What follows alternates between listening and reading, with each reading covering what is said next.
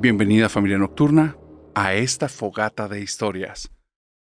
El día de hoy, en esta fogata antes de iniciar, te pido por favor, primero que te ambientes, porque las historias que te traje muy probablemente te lleven a que en algún punto del video decidas mejor pausarlo. Y si eso ocurre, te ofrezco este trato. En el momento en el que pauses el video, porque ya no puedas más, suscríbete al canal y déjame el comentario cuál fue el video en el que hizo que no sobrevivieras a esta fogata de historias. Si por el contrario, eres de la familia nocturna que llega hasta el final en cada video, avísame. Narrador, llegué de una.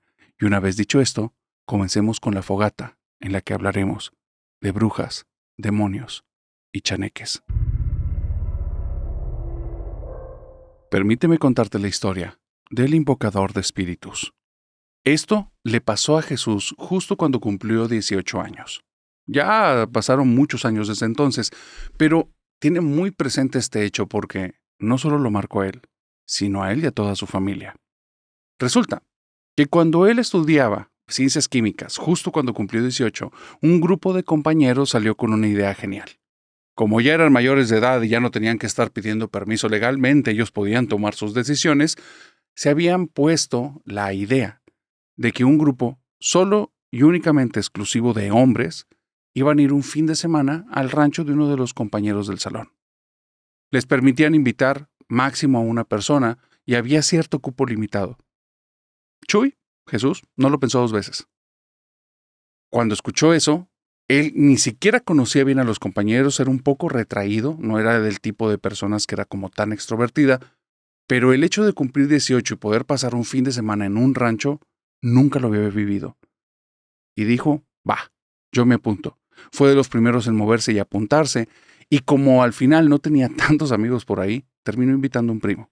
Un primo que también tenía entre 18 y 19 años, que no estudiaba en su facultad y de hecho era bastante más, digamos, sociable que él. Cuando va a este viaje iban preparados con ciertas cosas que les habían pedido porque el lugar al que iban estaba, digamos, en cierta zona montañosa. En esta zona era un lugar muy bonito. Era una parte totalmente vacía al centro, en la que había una cancha casi de tamaño reglamentario de fútbol soccer. Te puedes imaginar el tamaño. Y después de esa cancha, unos 200 metros más atrás, una cabaña bastante lujosa, muy, muy bonita. Ese lugar, específicamente del rancho, era hermoso. ¿Por qué? Porque en las noches, si te tocaban de luna llena, les daba directamente la luz. No ocupabas ninguna lámpara, no había nada que te obstruyera la vista, pero estaba increíble, porque todavía alrededor todo parecía que estaba bardeado por la naturaleza, eran puros pinos. Sin embargo, esa belleza hacía que te olvidaras que estabas en medio de la nada. La casa más cercana después de ese rancho estaba a más de 30 kilómetros de ahí. La familia, para llegar a ese lugar, entraba por una carretera y después por una zona que tenía ciertas bardas de madera y que tenía cierto nivel de seguridad que era más simbólico que real, se metían a un camino que era de terracería, un camino que no era pavimentado, y andaban por ahí cerca de 18 kilómetros. Entonces, está un lugar precioso, pero en medio de la nada, y ahí es a donde se dirigían los muchachos. Esos muchachos no tengas ideas en las que iban a hacer algún tipo de fiesta bacanal. Realmente lo único que querían era como hacer un tipo de convivio y pasar un fin de semana prácticamente sin padres. Estar todos ahí y poderse conocer, hacer estupideces, tomar un poco, pero no tenían ninguna mente que estuviera como tan insana. Jesús cuando va para allá está un poco nervioso. Se da cuenta que su primo se está llevando muchísimo mejor con los compañeros de su salón que él mismo, y eso le da un poco de vergüenza, pero realmente no tiene tantas habilidades sociales y se transforma a partir de ahí en un observador de todos los eventos que estoy a punto de narrarte. Cuando llegan al lugar, se dividen, logran hacer 2 equipos de 8 personas cada uno, la cancha es demasiado grande y eso hace que el juego no dure mucho porque están muertos de cansancio. Chuy lo invitaban a jugar, pero él no tiene tantas habilidades para el juego y tampoco le interesa, entonces los veía desde lejos.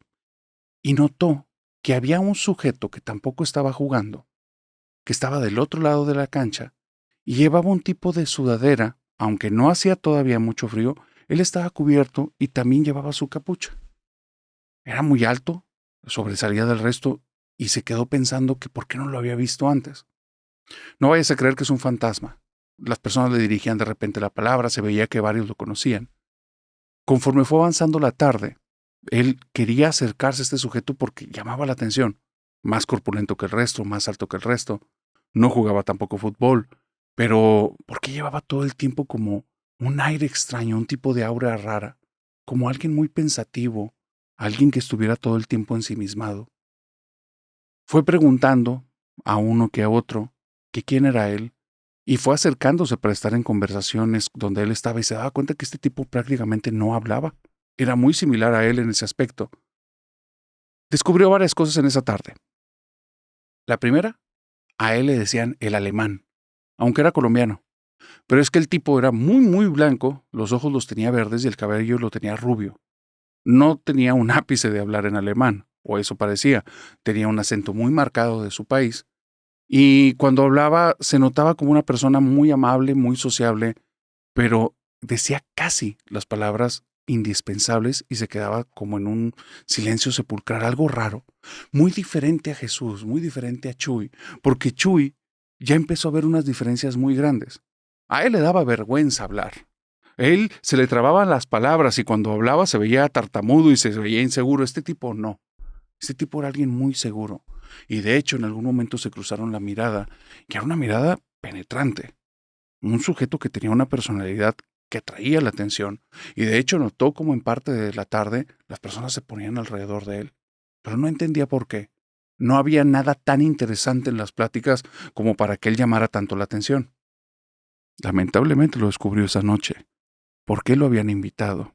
Y realmente bajo la idea que él tenía de ir a divertirse y simplemente estar fuera de la casa de sus padres, había otros que traían una idea muy distinta para esta fiesta y reunión. Todo comenzó cuando llegó la noche. Cuando llegó la noche, parecía como orquestado, él ya se había dado cuenta que los dos, tres amigos que estaban cerca del alemán eran las personas que empezaron a mover la batuta en torno a un tema para que pareciera como algo que simplemente sucedió, algo espontáneo, algo orgánico y no algo orquestado. Empezaron a preguntar de aquí y allá acerca de si tenían historias acerca de fantasmas, si creían en los espíritus, si alguna vez les había sucedido algo que no tuviera explicación.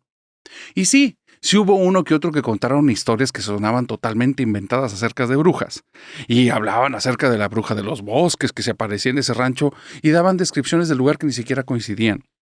Y todos decían, esos son cuentos de niños y te lo estás inventando ahorita, y quedaba claro. Fue ahí cuando ya todos se reían porque decían que esas cosas ni existen, donde empezaron a llevar esta sinfonía que habían preparado quién sabe desde hace cuánto. El mejor amigo del alemán, el que lo llevó a la reunión, de repente atrae la atención de todos cuando les dicen, oigan, pero los que están diciendo que los fantasmas no existen, ¿son ignorantes o qué? Los fantasmas sí existen, él puede invocarlos. Y todos voltearon a ver al alemán. Y el alemán nada más volteó la mirada hacia abajo, otra vez, no por vergüenza. Este es un tipo extraño. De hecho, Chuy por la tarde preguntaba, ¿y este hombre a qué se dedica? Y le preguntó a uno que otro. Y la información era clara. Parecía que él no estudiaba, él se dedicaba a otras cosas. Tenía una edad similar a las de ellos, o eso aparentaba. Pero no era un chico de la facultad ni un familiar de nadie.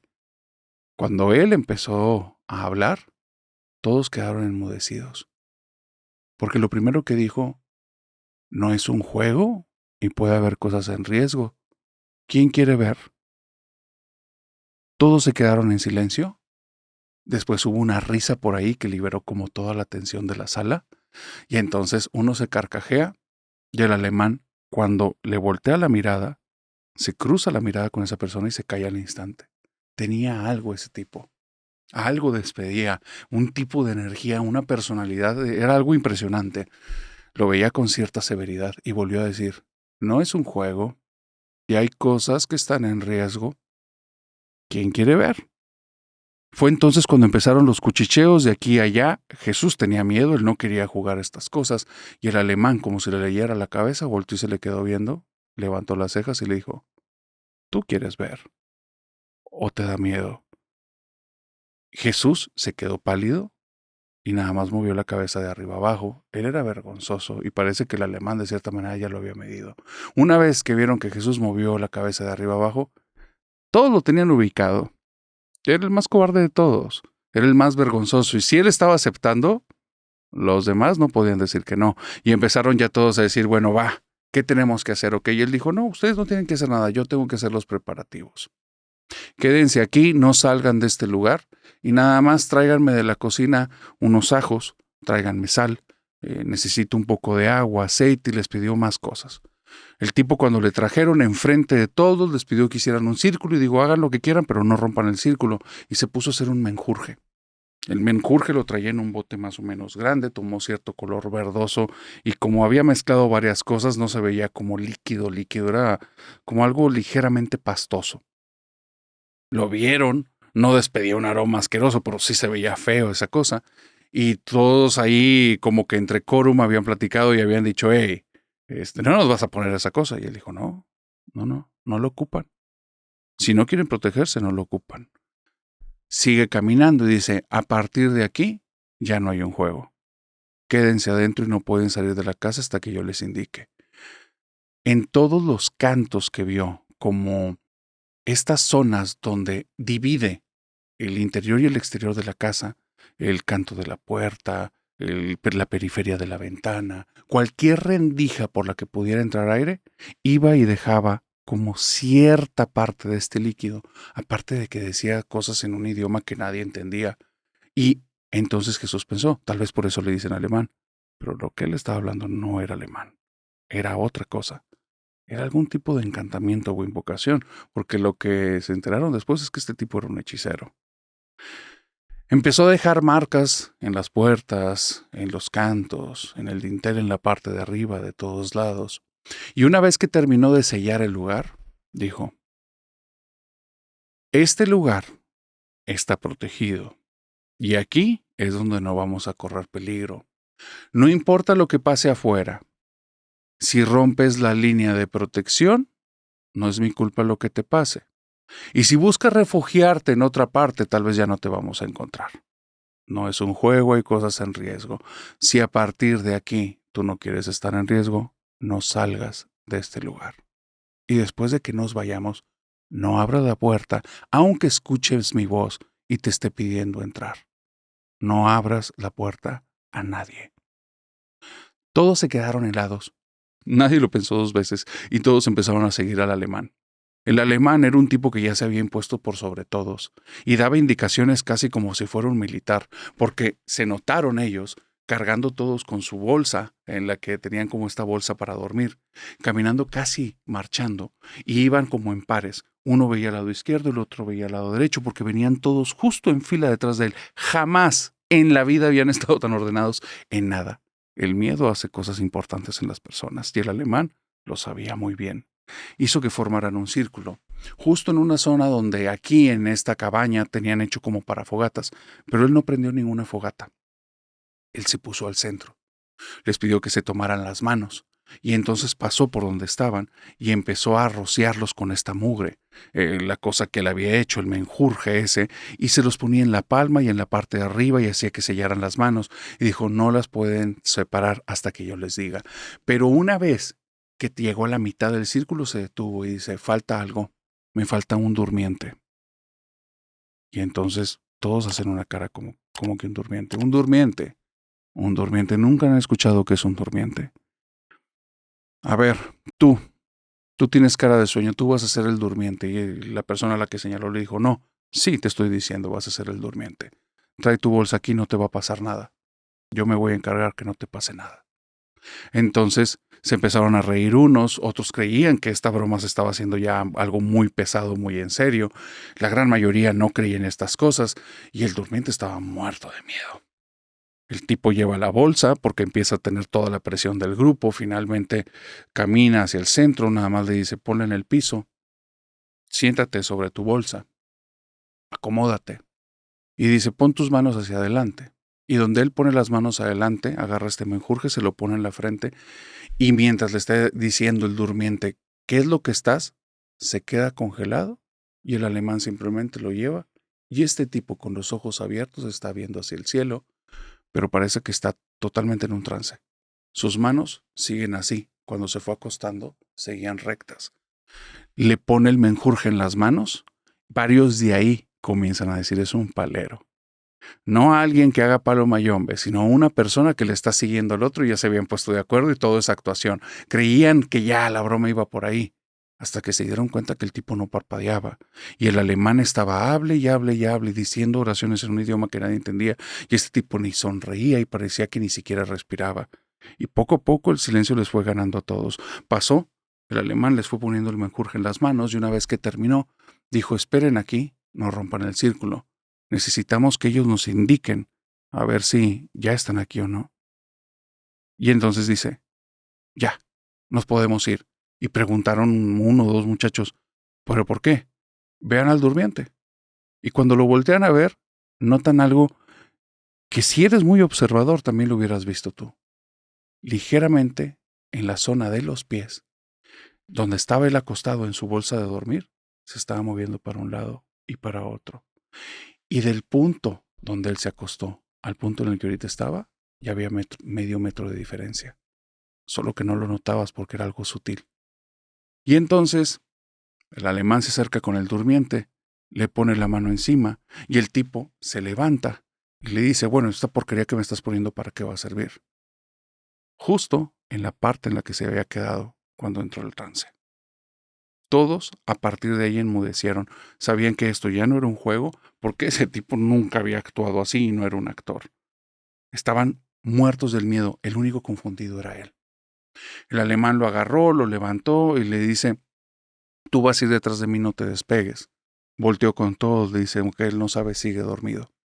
Vengan los demás y siguen haciendo la fila y dice, esa fila no la rompan. Si escuchan que les hablo y les pido que les cambie la fila, no es así. Si escuchan que les estoy tocando el hombro y que me acerqué a ellos, no soy yo. No hagan caso a nadie, no rompan la fila. Pares viendo a la izquierda, nones viendo a la derecha, síganme. Comienzan a caminar en un tipo de marcha y se paran a unos metros de donde está el campo de fútbol. Y les dice, muy bien, ahora sí, rompan la fila, pónganse todos al lado mío, unos a la derecha, otros a la izquierda, y vean la cancha. Ahí se van a presentar. Jesús estaba ahí, fue parte de todas estas personas, y él dice, lo que vi es la cosa más horripilante que he vivido en mi vida. Dice, y no fue gran cosa, pero es que cuando entiendes que algo no debe de estar pasando, y empieza a ocurrir, y no para de ocurrir, te das cuenta de lo chiquito que eres. Dice narrador, estábamos parados ahí, yo no veía nada. Y entonces uno dice, ya vi. Yo creía que era un juego.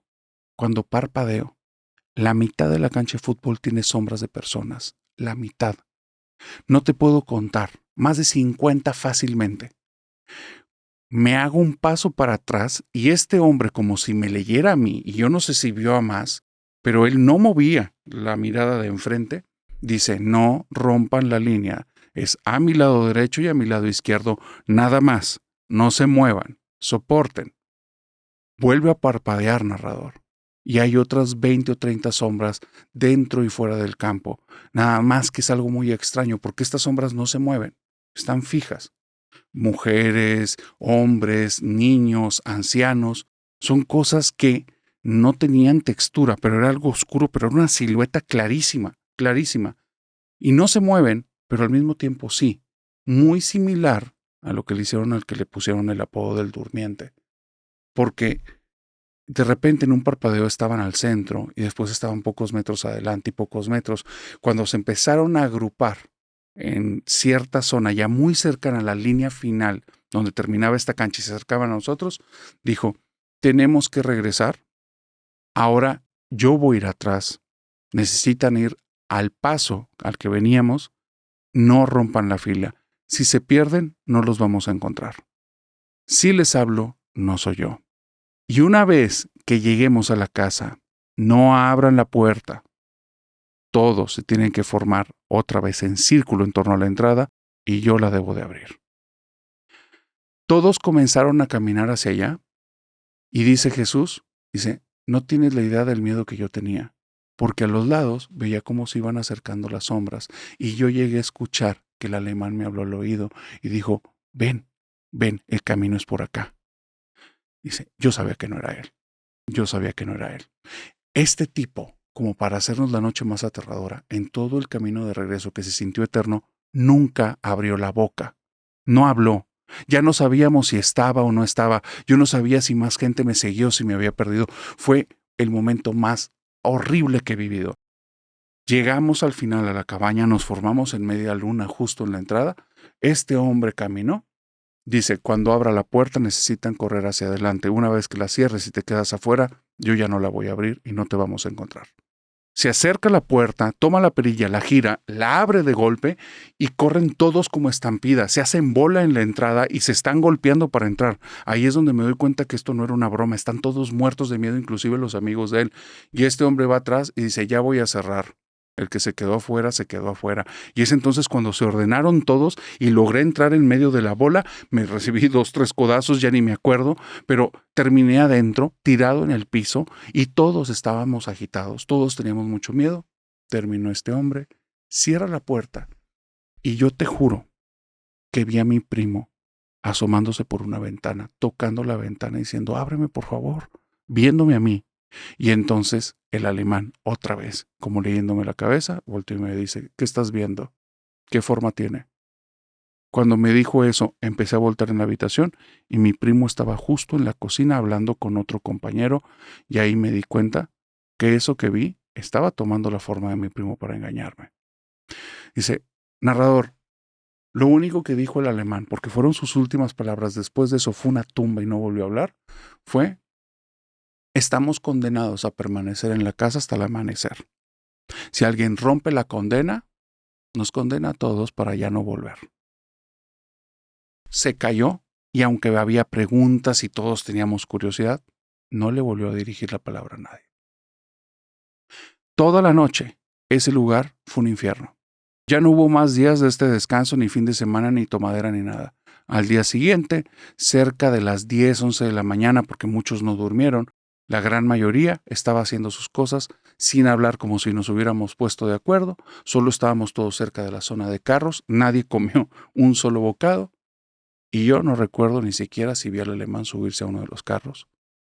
Me gustaría decirte que ahí termina la historia, pero no. Porque parece que el primo de él algo hizo. Algo que nadie se enteró, algo que nadie se dio cuenta. Pero tuvo contacto con algo de las cosas que el alemán invocó esa noche. Porque cuando regresaron, el primo empezó a cambiar mucho su forma de ser. Y este tipo que era muy sociable, que en algún momento hizo que Jesús hasta se sintiera mal consigo mismo, porque él se hizo amigo de mucho más personas que lo había logrado en un año de estar ahí en la facultad, o de 2, ya tenía algún tiempo, pero el punto es que era 1000 veces más sociable que él. Y empieza a ser una persona muy callada, muy introvertida, que tiene mucho miedo, y Jesús al revés. Después de haber vivido algo tan crudo y tan difícil, ya hablarle a los demás no tenía nada de dificultad. Después de haber estado con ese tipo que se transformó en una tumba, no quería sentirse que lo estaba imitando, que era él, así es que se forzaba a platicar y había cambiado mucho para bien, su primo para mal. Y un día fui y le platicó, primo, estás muy cambiado, ¿qué te pasa? Me siguen, primo. Desde ese día me siguen. Dice, pero no son personas. Lo que él dijo, las sombras esas no eran personas. Yo creía que eran personas, pero no lo son. ¿De qué hablas? Cuando estábamos regresando a la cabaña, primo, escuché que el alemán me habló y rompí la fila. Me volteé a la derecha y la rompí. Y dice, ¿y qué pasó? Dice, cuando volteé, había una mujer que de entre las sombras se asomó su rostro y su rostro se transformó por el de un águila. Dice, era como una mujer, como con un pico. Fue algo horrible. Me contuve de dar un grito porque se iba a dar cuenta el alemán que me salí. Me regresé a la fila y seguí. En la casa donde vivo, pregúntale a mis papás porque todos están igual. En mi habitación, yo ya no puedo dormir ahí, porque cuando no hay nadie y la puerta está cerrada, suena como si un ave gigante comenzara a aletear y golpear las paredes de un lado a otro. Ya llevamos sacerdotes, ya llevé brujos, ya hice limpias, de hecho todo lo que puedo. Esas cosas me siguen al día de hoy y no eran personas. Si dicen que tu suegra es una bruja, cuidado. tal vez no es un insulto. Guadalupe me mandó una de las vivencias más crueles que ha tenido a lo largo de su vida. Guadalupe estaba pasando un pésimo momento. Ella, durante años anteriores, había decidido que no iba a estudiar digamos, una carrera o una escuela como todos los demás. Ella le gustaba mucho las cuestiones manuales y prefería más la labor técnica. Era una persona que no era tanto de estar aprendiendo cosas en su mente, era mucho de estar utilizando sus manos y era muy buena en todo lo que hacía. Guadalupe descubrió que tenía cierto amor por la podología. Y fue y se metió en un negocio cuando tenía apenas 16 años, que estaba muy cerca de la casa, y un podólogo que era amigo de la familia le empezó a enseñar estos menesteres. Esta chica tenía un talento, era tremendamente buena. Y esta situación la llevó a que rápidamente se hiciera de un buen dinero y fuera tomando ciertas decisiones a las que tal vez no tenía la madurez para su edad. Por eso, a los 18 años quedó embarazada. No tiene nada de malo, salvo que no era parte de su planificación, y ella, en sus planes, no tenía pensado nada que tuviera que ver con tanto apego y tanta responsabilidad. Eso la llevó a tener como que cierta relación caótica con su hija a lo largo de los años, y pasaron 10 años. 10 años después, Guadalupe está en este momento en el que te voy a contar, en una situación difícil. Su hija ya tiene alrededor de 10, 11 o 12 años. Tiene más o menos este rango de edad. Ella está en la secundaria, pero ya va rumbo a la preparatoria. Eso dice, como todos lo saben, todos los papás primerizos, que al principio parece que tener un niño es costoso, pero espérate que crezca. Y ella está viviendo esta situación junto con la peor de las combinaciones. Ese trabajo de podología en el que ella tenía tanto talento, no solo ya no le satisface, se siente ya incómoda, fastidiada, saturada. Son más de 10 años de estar exactamente en lo mismo. Pies, pies, pies, heridas, heridas, heridas, lo mismo, lo mismo, lo mismo. Aprendió lo que tenía que aprender, hizo lo que tenía que hacer, ayudó a quienes pudo ayudar, pero ya está harta. Pero su niña está en una situación en la que ocupa dinero. Fue y habla con sus padres, con los que todavía tiene buena relación. Y le dice, papá, mamá, estoy viviendo esta situación, ¿me pueden apoyar? El papá le dice, mira, no te quiero dar un refugio porque hay una responsabilidad muy grande que tú tienes. Pero a tu niña no le va a faltar nada. Si tienes necesidades, lucha y hazte una mujer de bien para que las logres solucionar. Pero por tu niña no te preocupes, carga nada más contigo. Te apoyo con eso. Y ella le dio las gracias al final. Esta chica, vuelvo a decirles, era independiente desde los 16. Y era independiente, vean la clase de familia en la que viene. Son personas que los empoderan a no se me haga pequeñito. Guadalupe vive este cruce porque siente el tic-tac del reloj encima y detrás de ella. Mi niña ya va a entrar en la secundaria, me está pidiendo ropa nueva, me está pidiendo ciertas cosas, las chicas van a llevar cosas bonitas y yo no le puedo dar la misma mochila mugrosa, no le puedo hacer que repita las prendas que he utilizado antes, va a querer cambiar continuamente en lo que se adapta a algún estilo y eso hace que esté media fatigada, media fastidiada, deje el trabajo por completo de la podología y decide que va a aventarse ese brinco al precipicio a ver qué nos depara la vida. Guadalupe, para que veas la personalidad, es una persona que es de armas tomar, es una persona que una vez que decidió que iba a agarrar un camino diferente, así fue, y una vez que se embarazó y aunque sus planes no eran, pues los cambió, y ahora que había decidido que volvían a cambiar en unas circunstancias difíciles, pues la vida no le iba a ganar. Así es que empezó a buscar, no tenía ni idea de qué. Porque Guadalupe no es tanto de pensar las cosas, es de aventarse. Entonces Guadalupe anda caminando por ahí, por allá, y si tú lo hubieras visto, lo hubieras confundido y hubieras creído que era una tipa loca, porque la veías media despeinada caminando en la calle, viendo un local y otro local y hablando para sí misma y hubieras dicho, pobrecita, se perdió en algún momento y tan bonita o tan bien que se ve o tan limpia, pero parecía de cierta manera una persona no solo de la calle, sino que no razonaba, que estaba en otro mundo. Lo que no sabías es que Guadalupe estaba llevando de manera externa todas sus conversaciones internas y estaba pensando, este local estaría bien para poner algo de ropa, pero Guadalupe, tú no sabes nada de ropa. Bueno, pero lo intentamos. Oye, este local de tacos, estaría bien poner unos tacos. Este local de comida estaría bien. Mira, una costurera. Yo pudiera aprender costura. ¿Cuánto tiempo me llevará? Y eso hacía que su cabeza estuviera revolucionada al 1000. Tenía conversaciones porque todo era una opción para ella porque se sentía una persona que no era limitada.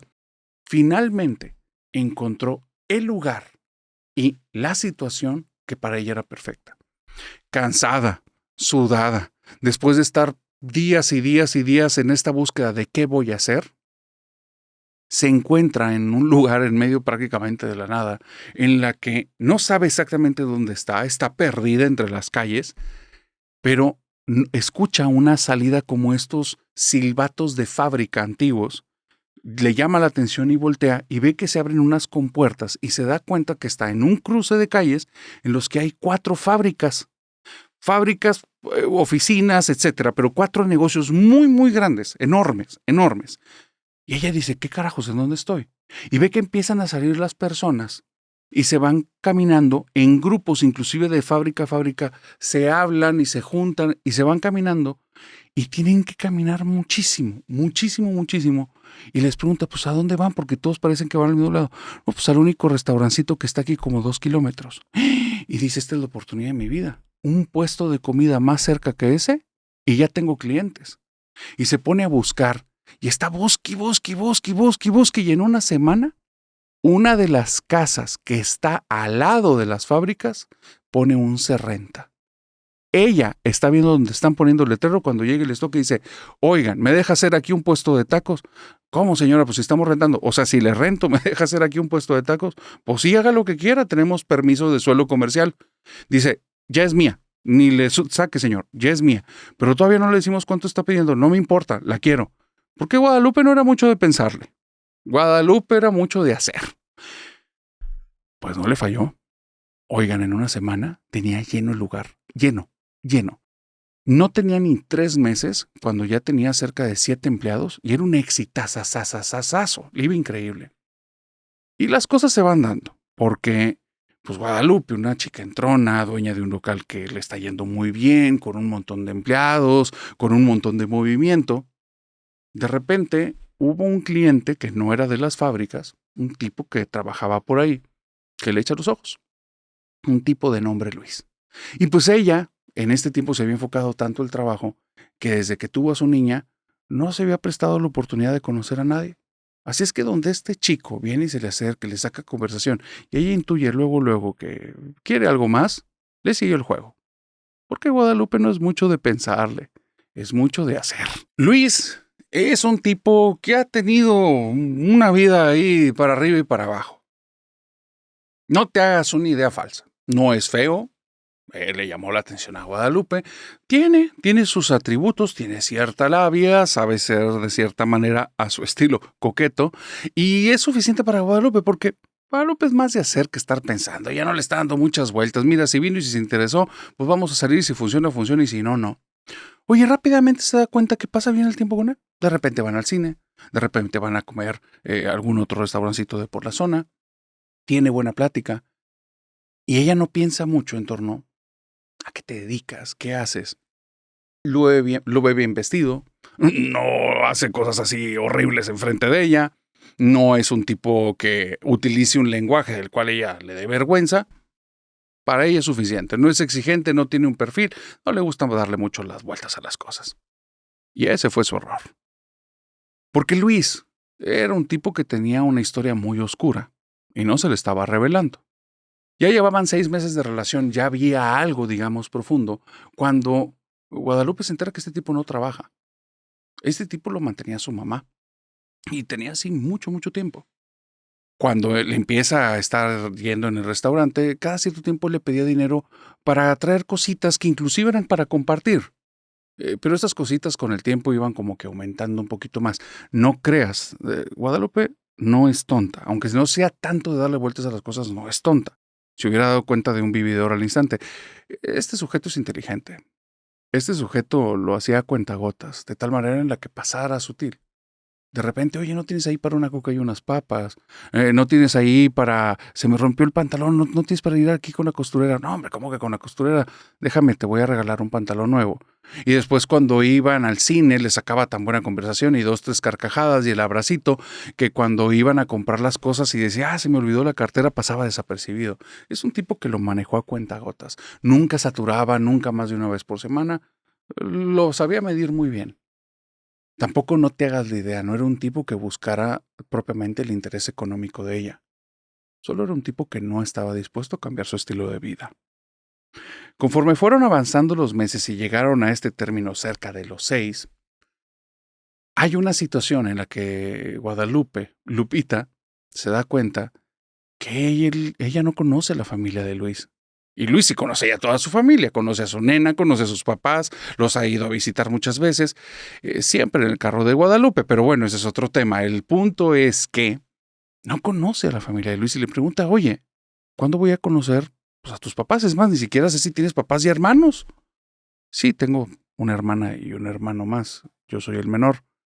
¿Y luego te llevas bien? Más o menos. Yo soy el consentido de mi mamá. Ah, bueno. ¿Y cómo se llama tu mamá? Luz. Pero no hablemos de ella, hagamos otra cosa. No, yo quiero saber de tu familia. No, es bueno que hablemos de ella, mejor en serio, hagamos otra cosa. ¿Por qué? No, no tienes buena relación con tu mamá, no es eso. Hagamos otra cosa y empezaba a evadir el tema. Llegó un momento en el que Guadalupe, que no es de darle vueltas a las cosas, es de hacer, le dice, oye, a mí ya no me vas a estar sacando la vuelta al tema, es obvio. ¿Qué pasa con tu mamá? ¿No quieres que la conozca? ¿Te doy vergüenza? Si voy para allá, algo va a pasar. ¿Tienes otra familia? O sea, pues ya dime. Y ahí es cuando Luis le dice la verdad, entre comillas. Mi mamá no es buena. No es bueno que estemos cerca de ella. Está mal. Ah, o sea, ¿tu mamá tiene algún problema psiquiátrico o algo así? No, pero es mala. Y si sabe de ti, se va a acabar esta relación. ¿Es celosa? No, nada más es mala. No entiendo. Es mala, ¿ok? Pues mira, yo no le tengo miedo a nada ni a nadie. Y tú quieres estar conmigo, sí. Entonces, tu mamá no va a hacer que se acabe la relación. Vamos a continuar con la historia para que sepan qué ocurrió en estas circunstancias. Resulta que sí se dio ese encuentro y la señora Luz conoció a Guadalupe. ¿Y sabes algo? Luis quedó como el peor de los mentirosos. La señora Luz era un ángel. Desde que la vio, mi hijita, tú eres la que ha estado con mi hijo, vente para acá. Y platicaban de todo, por horas. Llegaba un momento en el que Luis se iba de la casa y se quedaban ellas dos. Las mejores amigas le hablaba de repente en la tarde. Es que yo ya te considero una más de la familia, tú eres mi hija. Nunca había venido alguien aquí tan linda y tan hermosa. Y tenían una química tremenda, tremenda. Y fueron pasando así varios meses, ya tenían cerca de año y medio. Y ella fue viendo ciertas cositas que no le gustaban, no de su suegra, de su pareja. Se empezó a dar cuenta que este tipo nunca trabajaba. Se la vivía en la casa, la mamá de algún lado sacaba dinero porque ya no sabía a qué se dedicaba y no se le hacía correcto preguntarle, no era su tema. Pero veía que este tipo prácticamente iba de la casa con ella y de ella a su casa. Y pues no le gustaba mucho eso, pero al final ella le estaba yendo muy bien con el negocio de los tacos, entonces dijo, bueno, de los males el menor. Y siguieron así las cosas. Había más detalles. Empezó a darse cuenta de eso. Luis o sacaba dinero de su mamá o le sacaba dinero a ella, pero él no generaba un centavo. Él había estado en trabajitos, pero todos los trabajitos que tenía eran trabajitos de una semana, 6 días y siempre la misma cantaleta. Es que tengo muy mala suerte para el trabajo, es que no saben descubrir mi talento. Puras cosas que justificaban que el tipo no se podía levantar temprano, que el tipo no podía echarle ganas, que estando ya se distraía con mil y un cosas y no hacía el trabajo bien. Al final, la mamá lo mantenía y ahora su novia también, pero ella no era un tema tan importante en este momento. Para este momento ocurre el primer evento que va a hacer que esta relación suba de escalón y ella está muy emocionada. Descubrieron que los dos tienen una misma afición por el fútbol soccer. Ellos les encantaba. Y aunque eran de equipos rivales, una vez que uno de estos equipos llegaba, digamos, a finales, semifinales, había avanzado en estos torneos que son regionales, los dos se unían y ya se olvidaban de la bandera de uno el otro, salvo que fueran entre los equipos esos finales de torneo. Y ahí cada quien se ponía la suya y lo ponían ahí como que a juego. El punto es que resulta que uno de los dos equipos había llegado a una final y la final se iba a jugar en otra ciudad de su país. Así es que hablan los dos y dicen, pues vamos. Y entonces Guadalupe da vueltas y dice, espérame, traigo varios gastos por el negocio, se estaba administrando muy bien, acababa de vivir hace menos de un año la situación de estar en una quiebra de lo de su niña y ya la responsabilidad ya la tenía encima. Aparte, pues veía que este tipo administrado no era. Y le dice, déjame pensar, porque mira, pagar una estancia, más los viajes, sabía que le iba a tocar a ella pagarlo, y empieza a sacarle un poco la vuelta y le dice, no, déjame decirle a mi mamá nos paga. Ella nos paga. Y tenemos unos familiares allá. Déjame ver si mamá nos consigue que nos quedemos con ellos. Y entonces ella no se siente tan cómoda, pero sí quiere ir a ver la final. Pero no quiere gastarse todo su dinero. Así es que 2, 3 días después, Luis llega con la buena noticia. Mamá está encantada. Qué bueno que nos vamos a ir para allá. Y de hecho te invito el domingo a la casa para que llegues ahí. Hay un punto importante. Esta final ya es cerca del final de su segundo año y estamos hablando del cierre de año real. Estamos por ahí de tal vez noviembre, diciembre. Cuando va ese fin de semana a la casa de la señora está encantadísima. Oye, van a hacer un viaje, qué padre que te llevas a Luis para que conozcas. ¿Tú conoces allá? No, entonces mira, no te preocupes, Lupita. Estos familiares con los que yo te mando son personas que me son bien fieles y me quieren mucho. Cuando escuchó la palabra fieles se le hizo muy rara, como que es una palabra que no se utiliza mucho. Dice, ellos, mira, lo que tú me pidas que hagan, lo van a hacer. Y fue otra frase muy extraña. Lo que tú me pidas que hagan. Y Lupita no le hizo caras ni nada, pero ahí sí se quedó dándole vueltas. Son frases extrañas que nadie utiliza, pero tal vez las dijo mal, es todo, ¿no? Entonces, sigue la conversación y la señora le dice lo que quieran hacer allá. Nada más me dicen y mira, todo pueden hacer. Todo pueden hacer. Yo les doy esa libertad y claro que yo les pago el viaje. Nada más. Van a estar conmigo en fin de año. Y ella voltea con Luis. Pues, ¿cuándo es exactamente la final? Como una semana antes de fin de año. Pues yo creo que sí. No, no me digas creo. ¿Van a estar conmigo en fin de año o no? Pues sí. O sea, pues es que la final es una semana antes, claro que sí. Entonces, sí me van a acompañar en fin de año, ¿verdad que sí? Pues sí, señor, yo creo que sí. No me digas creo, no me gustan los creo. Son sí o no. Son sí o no, mijita. ¿Te vas a quedar conmigo el fin de año? ¿Van a venir conmigo sí o no? Y Guadalupe ya ahí ya se sintió estresada. A Guadalupe nadie le ordena. Es jefa desde hace mucho. Ella sabe sacar las cosas adelante. Nadie le da órdenes, pero aquí va entendiendo tal vez a lo que Luis se refería. Ah, tiene cierto carácter controlador. Mira, Guadalupe tiene su colmillo, sabe manejar esas personas. Entonces, hace una cara dulce y le dice, claro que sí, suegrita, claro que sí, doña Luz. Aquí nos vemos en fin de año. Yéndose para allá, ella se olvidó por completo de esas palabras y estando allá fueron a la final y pasan tiempo con esta familia y ocurrió un evento que se le quedó muy grabado. La familia de la señora Luz, un día que no estaba Luis por ahí porque había salido a quién sabe qué cosa, le dice, oye Lupita, si sabes que tu suegra es mala. Y empezaron a decir, es que esa vieja no es de confianza, no hables con ella. No le tengas confianza, que no te venda la cara. Y entonces Lupita se les quedó viendo y se paró y si me disculpan tengo que ir al baño. Y evitaba las conversaciones porque a partir de que abrieron ese tema con ella, como que buscaban tener el espacio. Y dijo, por eso me decía que son fieles. Me están poniendo una trampa. Quieren que hable mal de la suegra para irle a chismear y... No, esas cosas a mí no me gustan. Yo soy de frente, las cosas son directas. Y entonces, en un momento que vuelven a abrir el tema, ya los agarra y le dicen, oigan, mi suegra es bien linda persona, no estén hablando mal de ella. Y se voltean a ver y sueltan una carcajada y se van. Extrañísimo. Pero al final dice, tal vez no caí en su broma, es todo. Siguen estando en la estancia ahí y parece que esta familia entiende la postura de ella y no vuelven a mencionar el tema. Y se le empieza a pasar ya muy bien, al punto en el que se vuelven amigos. Lupita es buena con las amistades, es una tipa que cae bien.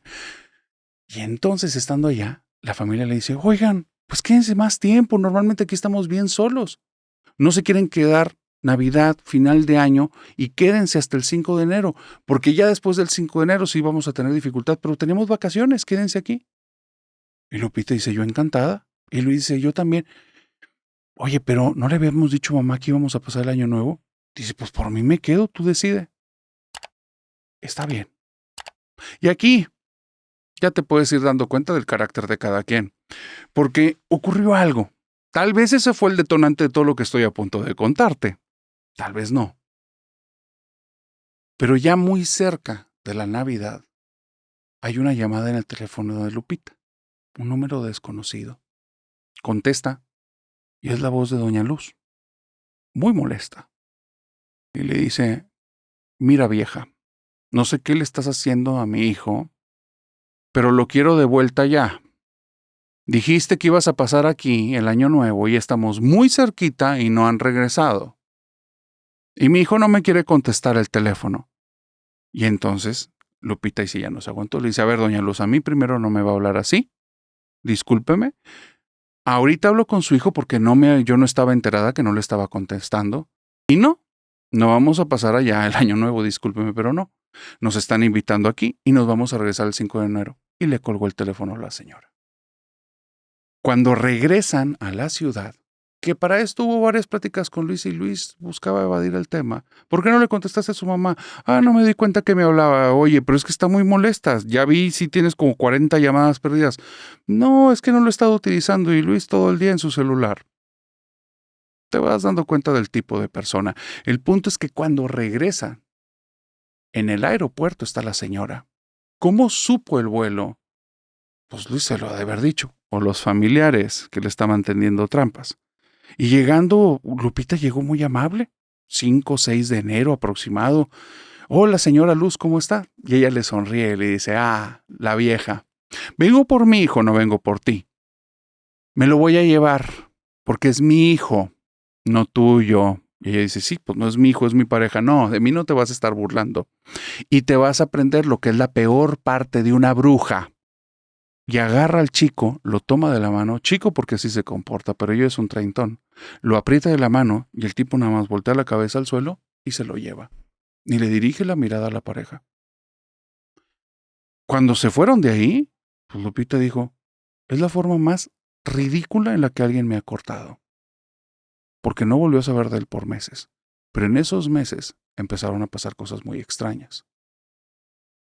Su hija, que vivía con ella en la casa y, entiende, tienen una relación en la que la niña pasó un buen tiempo con los abuelos, fue creciendo y esta chica llevó estoy trabajando, pero aquí y allá. Entonces, todo este tiempo que te he estado hablando de esta relación con Luis, la niña vivía perfectamente bien con los abuelos y los abuelos estaban encantados con la nieta y eran muy buenos tipos y la mamá no era una desentendida y ella se encargaba de todo.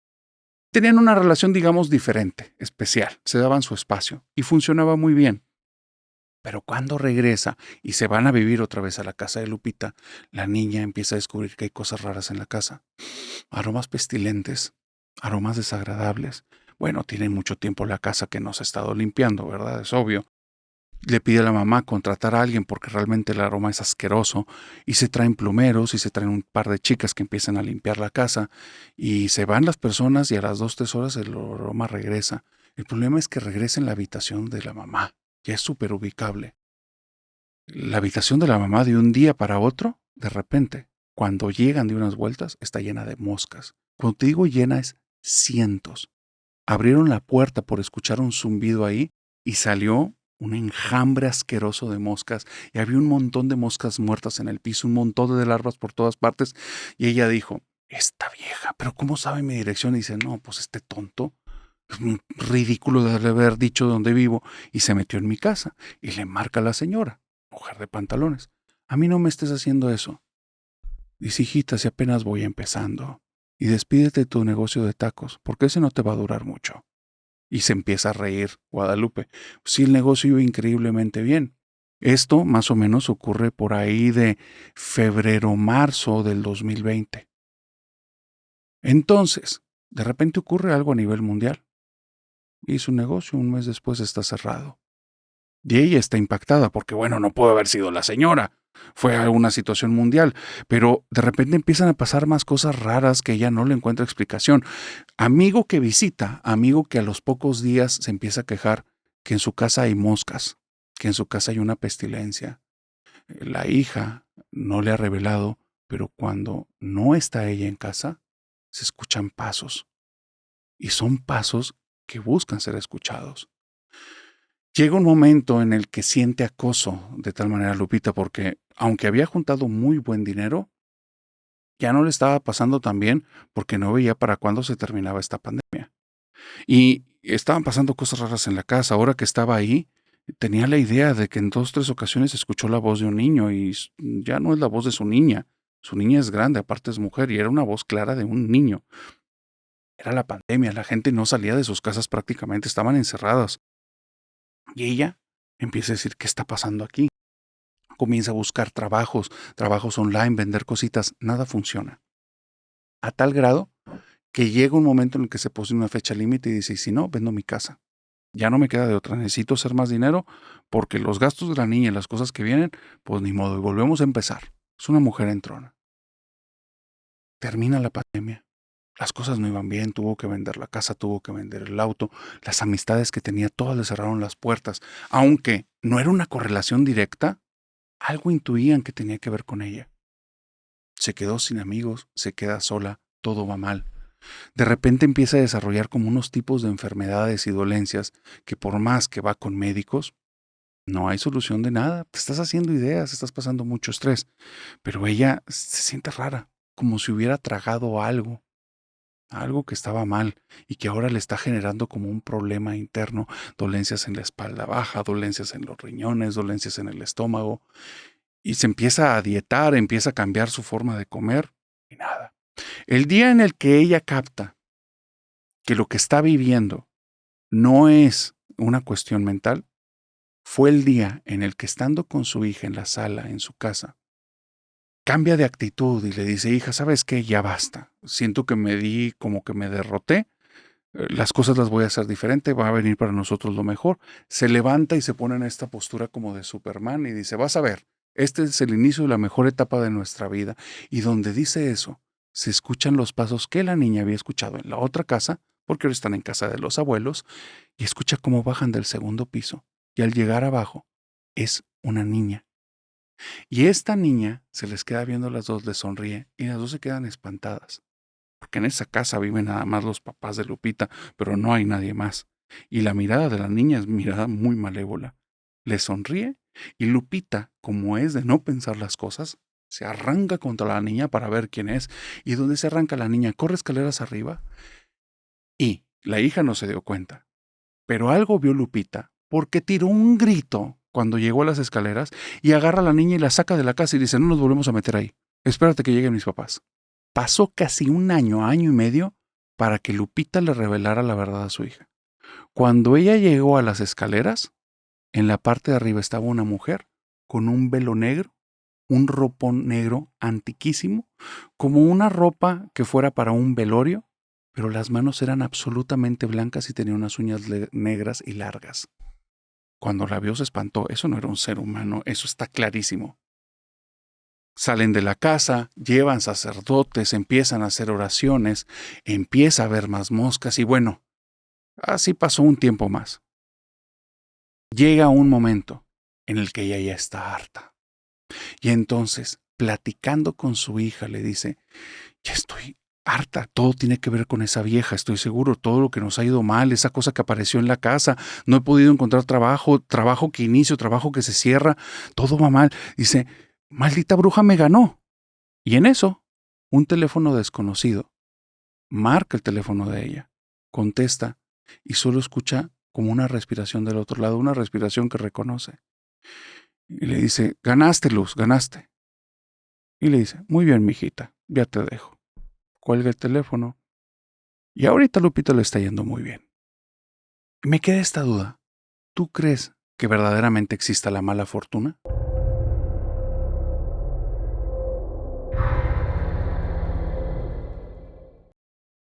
Por esta razón es importante que tus niños no crean en duendes. La historia que te voy a contar le ocurrió a Rosa cuando tenía entre 5 y 6 años. Al día de hoy, para que estés tranquilo con lo que estás a punto de escuchar, ella tiene cerca de 29 años. Rosa era una niña que tenía cierto detalle de personalidad que no se dieron cuenta al inicio sus papás. Ella tenía mucho problema para mantener enfocada su atención y mantener haciéndose una tarea durante mucho tiempo. Seguir indicaciones, Dios mío. Era pedirle algo demasiado pesado a esta niña. Esta niña era muy inquieta, decía su mamá, porque anda de un lado para otro.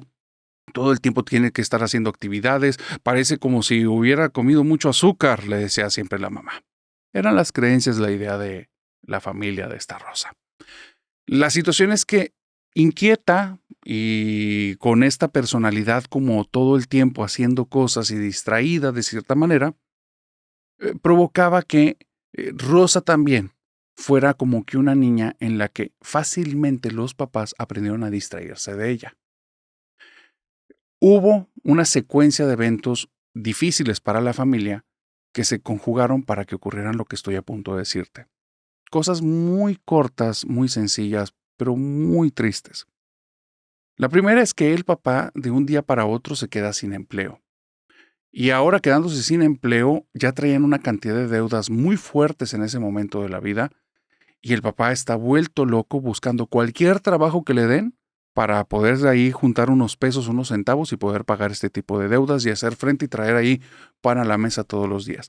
Eso hace que el tipo, si tú lo veías entre semana o cualquier día y él estaba despierto, era un zombie. No te podía mantener la atención, lo veías con la mirada ya perdida y muerta, porque a veces tenía días en la semana que tenía hasta 3 trabajos, y salía de uno para entrar al otro y salía de ese para entrar al otro. ¿Cuándo dormía? No dormía. Por eso estaba así. Eso jamás le hubiera durado mucho tiempo, solo fue una temporada.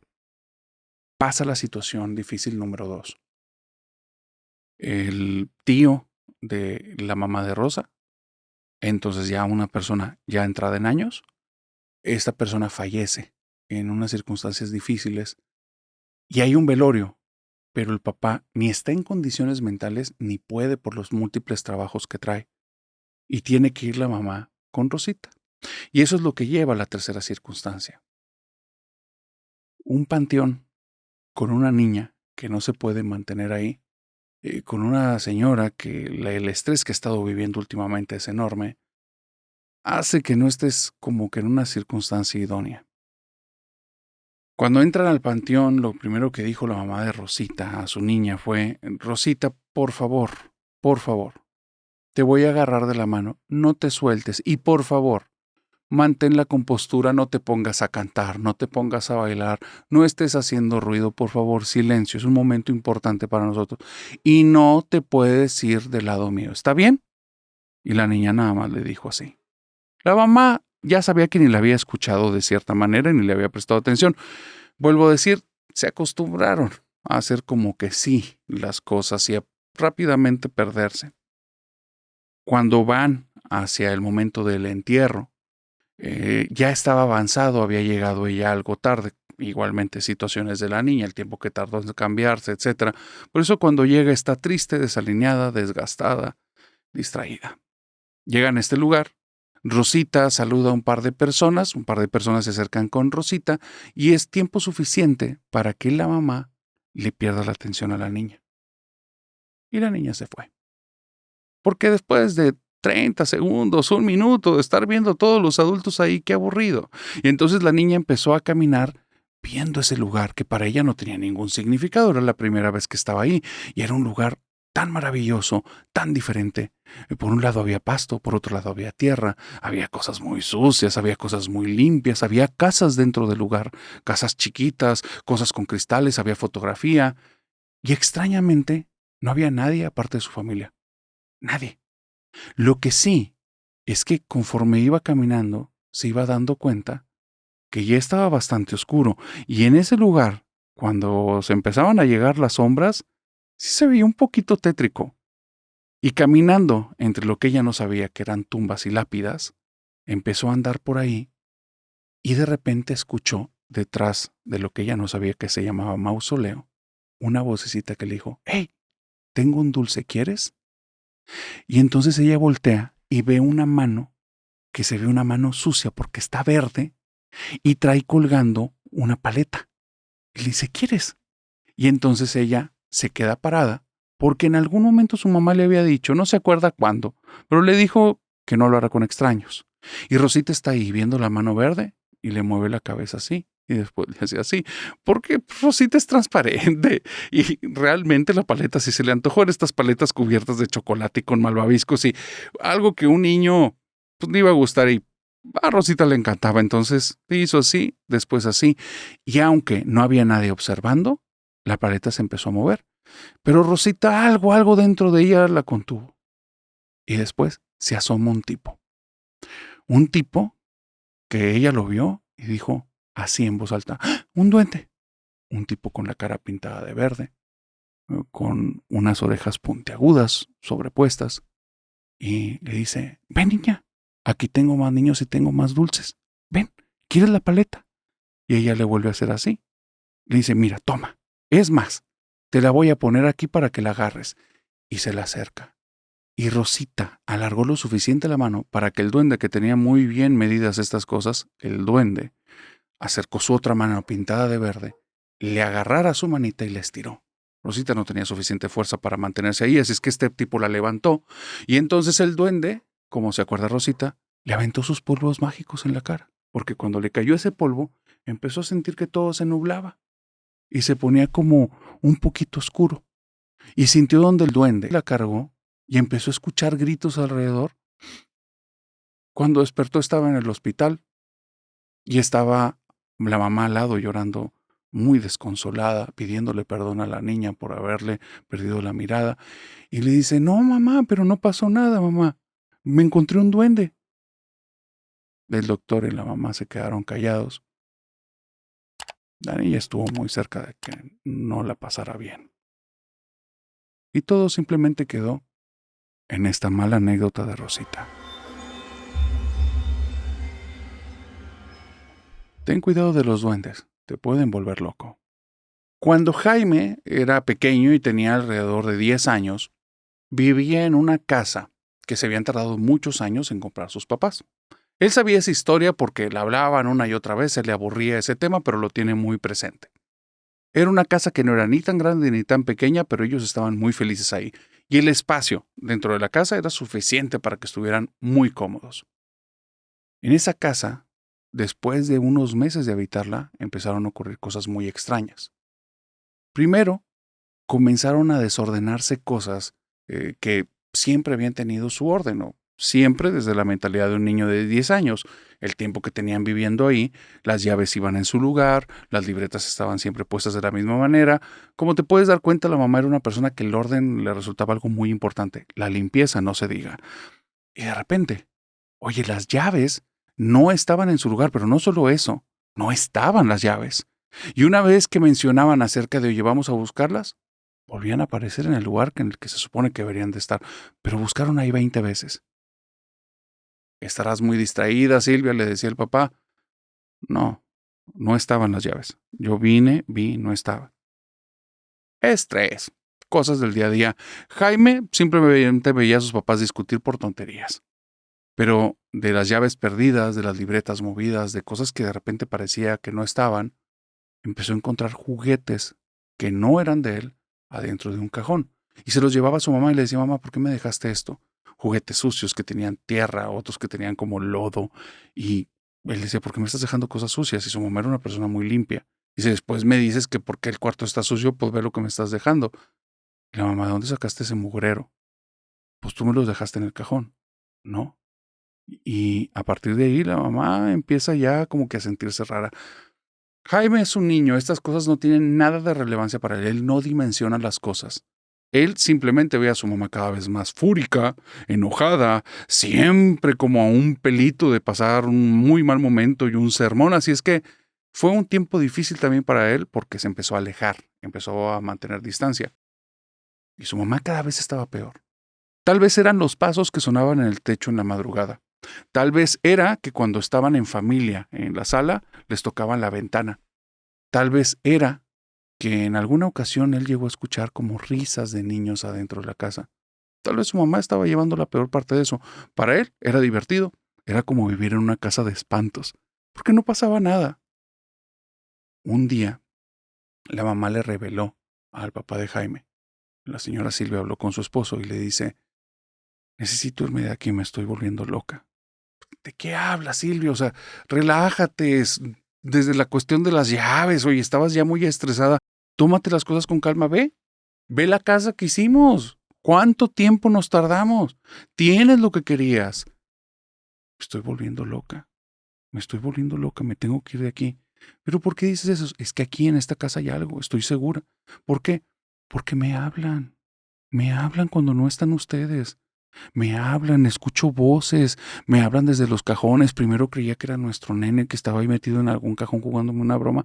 Los abría y las voces se reían detrás de mí. Me estoy volviendo loca. Es la primera vez que Jaime ve que sus papás se ponen muy serios, pero no serios enojados, serios con miedo. Porque después de que terminaron la conversación, se escucharon unos pasitos en el segundo piso. Como que algo estaba diciendo que la señora no estaba tan mal. Como no sabían cómo manejar este tema, hicieron algo que es muy prudente, aunque el resultado no fue tan bueno. Y es que hablaron con la mamá de Silvia, que era, digamos, entre comillas, la persona más cercana físicamente al lugar. Y la mamá le dijo, ¿en dónde estás viviendo exactamente? Porque todavía no iba ni a conocer la casa. En tal lado. Ah, esas son es de chaneques.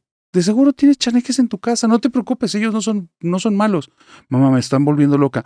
Porque te estás dejando. Les gusta hacer bromas, es todo.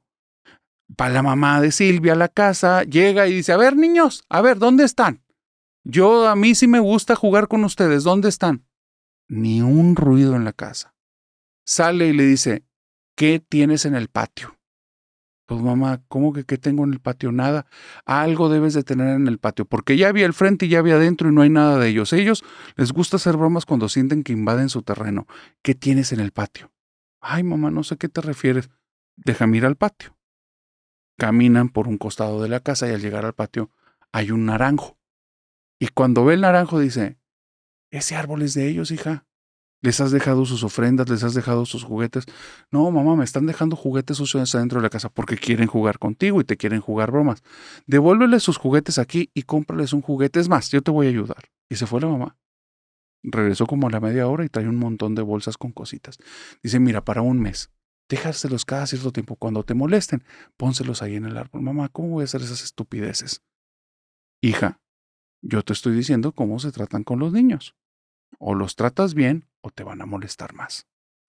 La señora se embelesó tanto porque a ella le gustó el tema. Te estoy hablando de la mamá de la señora Silvia, que cada cierto tiempo llegaba con detalles ella también, porque eran los niños de la casa. Y hay algo extraño con estas criaturas porque a veces generan cosas que no son tan evidentes, son más sutiles. Jaime ya era un cero a la izquierda en la familia. Nadie se daba cuenta de eso. Todo el tema eran los niños de la casa. La abuela, cuando traía juguetes y llegaba Jaime, ¿qué me trajiste? Mijito, permíteme, traje cosas para los niños. Y iba y colocaba ahora en un nicho que había puesto en el patio con unas velas, colocaba más cositas. Estaban obsesionados todos con ese tema. Jaime es cuando empieza a hablar o intentar hablar con sus papás. Y sus papás estaban viviendo como un momento relativamente tranquilos. Entonces Jaime llega un momento en el que estando solo en la casa, dice en voz alta, ustedes ya me tienen harto porque no son mis amigos. Ustedes nada más están haciendo que mis papás se olviden de mí. Y él se acuerda mucho del día de hoy de esas palabras, porque ahí fue el detonante de que se tuvieran que ir de esa casa. Al día siguiente, él está con sus papás y les dice, papá, vamos a jugar a las escondidas. Y los papás están hablando todavía acerca de los niños. En eso llega la abuela como a la media hora y entonces Jaime va con la abuela lo hace a un lado porque va con los regalos para los niños. Él ya no soporta más, grita y se pone a llorar. Se tira al piso, llora así muy triste y les dice es que me están olvidando, ya no juegan conmigo y nada más hablan de sus niños. Y toman conciencia al instante, sí es cierto, no le estamos dando tiempo, él también es un niño y nos estamos ocupando de cosas invisibles que ni sabemos que son verdad y nuestro niño lo estamos haciendo a un lado. Parece que lo que vivía en la casa no le gustó esa decisión. Porque Jaime les propuso jugar a las escondidas, el peor juego que puedes jugar en una casa que parece que está embrujada. O en este caso, que tiene la presencia de chaneques. Se ponen a jugar. Y después de 10-15 minutos que Jaime había encontrado un buen lugar para esconderse y su abuelita lo encontró, en ese instante escuchó a sus papás gritando desde el segundo piso y escuchó cómo bajaron las escaleras y comenzaron a decir, vámonos, vámonos, vámonos, vámonos, hay algo en la casa. Cuando estaban afuera de la casa, los papás de Jaime ya les contaron a la abuela y a él lo que vivieron. Y no fue algo tan fuerte, ¿eh? Pero fue lo suficientemente fuerte para que entendieran que en esa casa había algo. Y es que ambos vieron a un niño que se metió en la habitación y dijeron, no, se tardó mucho en encontrar el escondite. Vieron como una cabecita se agachó detrás de un sillón que tenían en la sala de tele. Y entonces hicieron signos para vamos a acorralarlo. Tú por abajo, yo por un lado y ya. Y escucharon como detrás del sillón estaba jugando como con un carrito. Y ambos pensaron, qué tonto, no sabe jugar en las escondidas, pues no debes de hacer ruido. Cuando pensaron eso, después de ver la cabecita y escuchar que está haciendo ese juego, se acerca la mamá al sillón y el carrito sale despedido debajo del sillón hasta sus pies. Y la mamá se le hace extraño. Se asoma por debajo del sillón, ve los pies de Jaime, se asoma el papá y le dice, no está. Y le dice, ¿cómo no? Yo estoy viendo los pies, está ahí. Te estoy diciendo que no está. Cuando se asoma la mamá por arriba, ahí no hay nada. Los dos están espantados. Es lo que escucharon, es lo que empiezan a decir. Se bajaron gritando y bueno, vieron a un niño, vieron unos pies, pero cuando se asomaban, si esa cosa no quería, no lo podían ver. La razón por la que se tienen que mudar ocurre cerca de 2 semanas después, porque después de ese juego es un caos. Ruidos por aquí y por allá, las voces vienen, el papá también las escucha. A Jaime lo empiezan a molestar. Cuando se levanta de la cama, a veces se levanta ya sin sábanas y las sábanas están todas dobladitas debajo de la cama. Y todos se sienten como acosados, pero un día se queda la señora Silvia en la casa.